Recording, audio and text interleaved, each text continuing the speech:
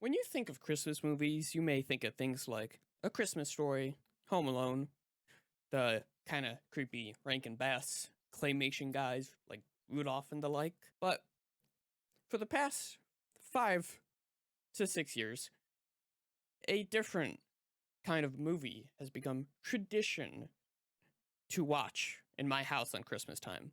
Rare Exports is a 2010 Christmas film directed by, I'm gonna butcher it, Jalmari Helander. The story is, on Christmas Eve in Finland, they find Santa Claus in an archaeological dig, and some things start going wrong. So in this video, I will be exploring this film and telling you why it is the best Christmas film you've never seen. Let's get into it. The film opens with 24 days left until Christmas. We are at an archaeological site where they have made a strange discovery. Have a look for yourself, sir.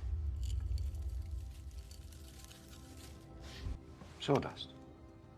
That's right, sawdust, a couple 100 feet under the earth. Now we hear Mr. Old Scientist explain they use it to contain ice, and they're using it to contain something. In the olden days, people used to store ice by encasing it in sawdust.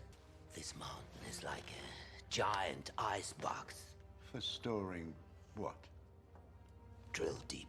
With it being so close to Christmas, the scientist decides to show him the new rules he has in states.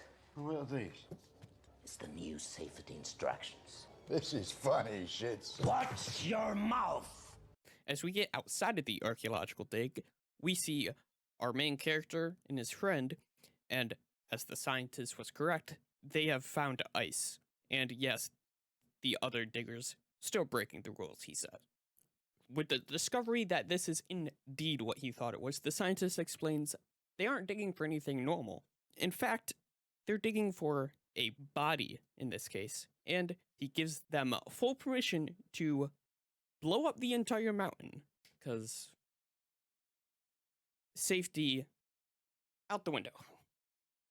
With that information now known to our main character and his friend, they go down the mountain, which we see is at a border. Our main character thinks it's Santa buried there, and his friend Yuso, being the little prick that he is, explains to him that's stupid, Santa doesn't exist. Uskot sä tyhmä vieläkin joulupukki? Vähän sä oot pentu. Kuka pukki meillä on sitten käynyt? No Piiparinen. Eikö sä sitä oo tajunnut? Piiparinen. Tietääköhän iskä? No sun fajas maksaa sille siitä. So, after that introduction of the main plot, we get, honestly, a really cool credit sequence of the main character doing some background research on Santa. We see all these creepy drawings of him beating kids and all this stuff, and I have one problem. There's no way he drew that. Look at it. He's like 8. Nah. And so, after that admittedly really cool opening credits, we open on the main character's father making a trap, as is explained a little later in the movie. The explosions on top of the mountain that the archaeologists are doing are causing the wolves to run down the mountain and eat all their animals. After setting up the trap, the father goes to his son, who we now know is called Pietri. Yes, I've seen this movie for the past 6 years and I forgot the kid's name. Give me some slack. He goes to tell Pietri to get ready and that he's gonna bring him along to go check out the deer they have. They go to check on their deer, and seeing they're all killed, they do a bit of investigating, and they find the hole in the fence that was cut by Yuso and Pietri. Assuming it was the Americans on the other side, they go to investigate to see what's up. So later that night, they go up the mountain to investigate to see what's going on. And once they get there, they notice that no one is left at the campsite. They do notice the giant hole that they were digging up, and they go to look at it. While Pietri notices that they have found what they were looking for.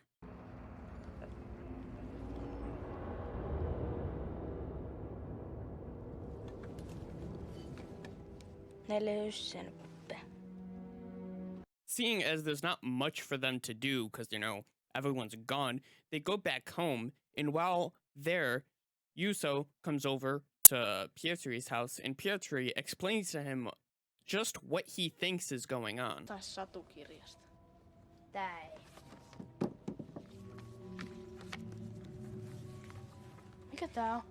Todiste siitä, että jotkut sadusta on totta. Yuso, obviously not even believing in Santa Claus, the come on, dumbass that he is, calls him out and is like, nah, dude, that's bullshit. Come on. We cut back quickly to go look at what all the archaeologists are doing at this time, which we see the main guy we saw earlier talking to the scientist on the phone with the scientist, questioning him, like, what the hell is this thing? And he turns around and all his buddies are gone, and we see something come into frame. Now, I do have one slight issue. The scientist, he knows what's going on. Why the hell would he not be there to monitor everything that's going on so this exact situation doesn't happen? Slight oversight, but I digress. We move on to the next morning, where Pietri has noticed that the bait is gone, so him and his father go check on it, only for his father to see that there's a man who has fallen into the trap. Mitä siellä on? Ei siellä ole mitään. Thinking that he's killed someone with an illegal wolf trap that he set up, he and his friend, who's a butcher, they plan to just cut this guy up, dump him somewhere so no one finds out. But it appears that he's actually still alive. Se hengittää. Sitkeä ukko. Now, Pietri comes over and peeks through a window and sees him, and thinking he's Santa, he runs away to go check on his friend Yuso. So Pietri's dad obviously follows him, and when he gets there, there's a police officer because Yuso's father called him. And this very next scene, I'm just going to show you because I can't do justice just telling you, so just watch. 200 säkkiä perunaa, koko viime kauden sato. Perunan takia, kun mä tänne tulin. Kyllä. Ja ei. Ne vei pelkät säkit. Not only were his sacks stolen, Nice. but also a bunch of radiators were stolen from houses the previous night. Pietri then goes to see Yuzo, but he's not there. So he goes to go ask Yuzo's father what's going on. He's like, oh, he's probably gone hanging out somewhere.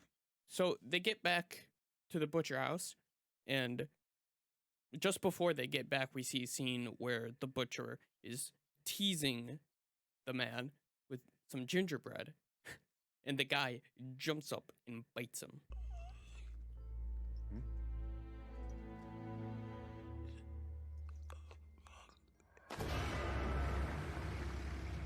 So they get back to the house, and the butcher's like, yo, this guy, he ain't human, he's something else. So the other two go in, and Yuzo's father can actually speak some English, so Pietri's father wants him to try translating for him to see what's up.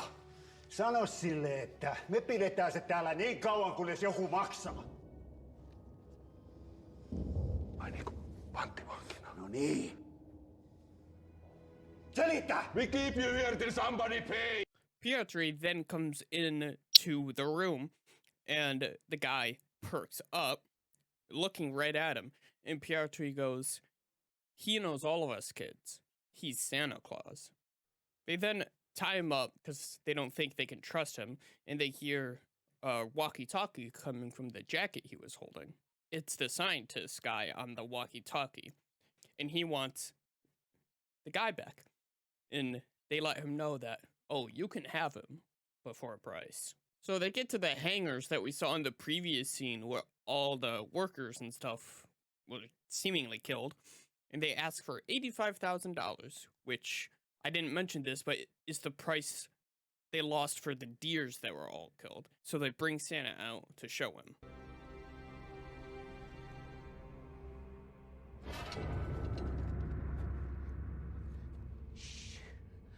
Put down your weapons.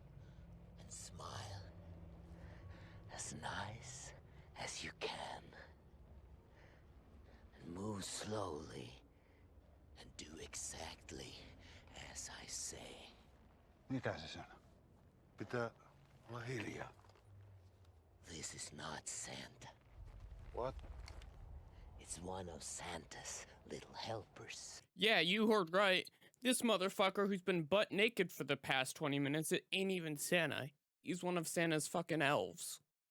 Unfortunate for our heroes here, but this elf just called on all his buddies, and they are here to fuck shit up. They're protecting their master.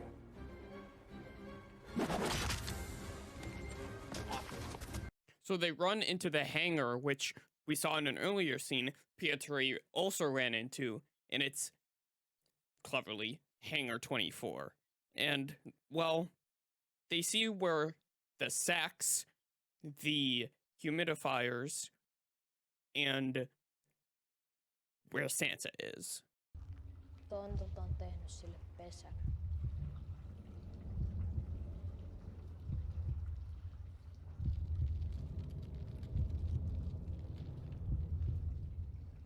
Ville.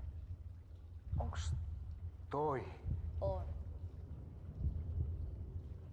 Ne yrittää sulattaa sen.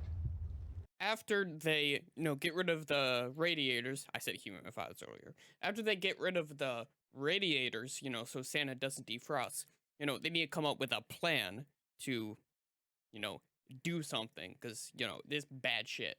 So the butcher goes out and he goes to the helicopter, and how he gets there is he uses the gingerbread to lure the elves away from him so he can get into the helicopter.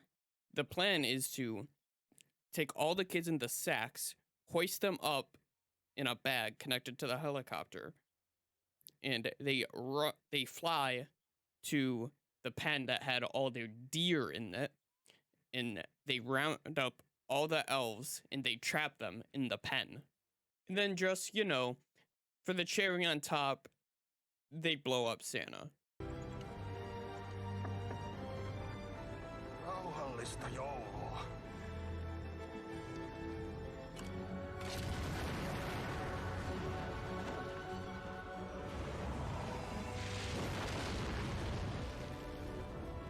Aivan vitun railakasta uutta vuotta.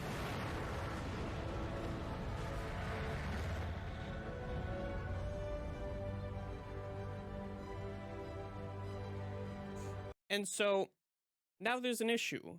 We have all these elves just trapped here. Santa's dead. They're not going to listen to him. What do we do with them? Well, one of them suggests selling them for $85,000 a pop. And just who are they selling them to? Malls, of course. So the very closing minutes of this movie are Pietri and his father teaching them how to be a good Santa. It's the best thing ever. I won't show all of it in the video, but it's the cherry on top that really makes this film.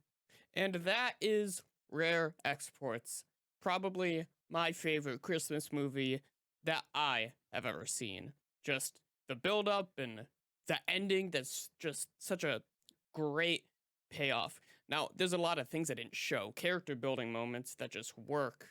Please go watch it. It's on a ton of streaming services. When I looked it up, you'll be sure to find it. But yeah, that is the best Christmas film that I'm pretty sure you've never seen. Thanks for watching. Hey, forgot to do this part of the video. If you like this, go subscribe, leave a like, share it with your friends. Share this amazing film with your friends. Peace out.